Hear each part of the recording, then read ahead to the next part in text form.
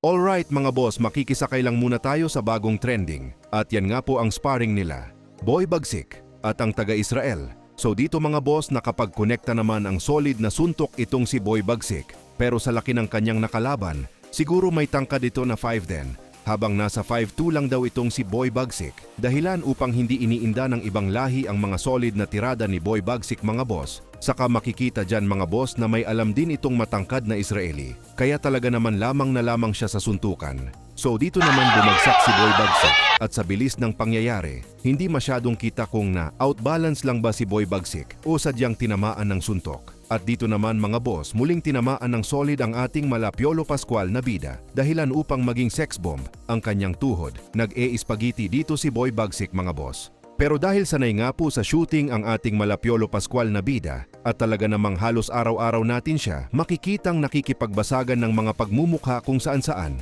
Maski nga mga dating basag na ang pagmumukha ay binabasag pa rin ito ni Boy Bagsik. So ganun nga po katindi itong mala Piolo Pascual nating bida mga boss. So matapos naman ang kanilang sparring ay nagsalita itong mala Piolo Pascual na si Boy Bagsik mga boss anya, daku daw o masyadong malaki ang kanyang nakasalpukan na ibang lahi.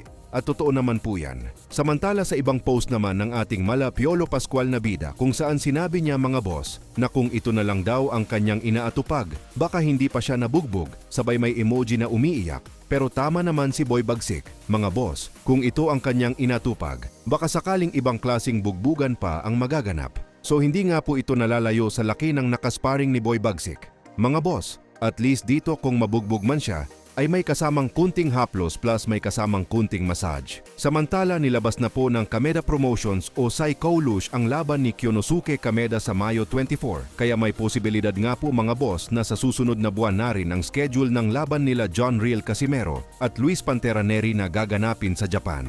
Sinabi na rin ng Team Casimero na sa linggong ito ay maglalabas na ng announcement ang Kameda Promotions, kaya malalaman na natin ang petsa ng salpukang Casimero at Neri para sa suusnod na buwan. Samantala mga boss, sa pangalawang pagkakataon ay muling magpo-promote ng laban si John Riel Casimero sa buwan ng June at gaganapin po yan sa Manila. Kumbaga hindi lang active na boksingero ngayon si Casimero mga boss, active din siya bilang isang lokal na promoter. Kaya suportahan po natin ang Cuadro Alas Promotions. Maraming salamat po.